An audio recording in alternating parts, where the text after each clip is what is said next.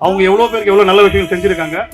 அவங்களுக்காக நம்ம எல்லாரும் பாத்தீங்கன்னாக்கா கடவுளை வேண்டிப்போம், அவரோட ஆத்மா சாந்தி திருப்தி அடையட்டும், அவங்க குடும்பம் எப்பவும் நல்லா இருக்கணும்னு சொல்லி நம்ம எல்லாரும் கடவுளை வேண்டிப்போம். கைகள் கட்டி பார்க்கிறாய், வாழ்க்கையின் காரணம் என்னை விட்டு போகுதோ, வீதியில் வீரவான் தீப்பிடித்து வேகுதோ, திரும்பி வா எழுந்து வா, திரும்பி வா எழுந்து வா,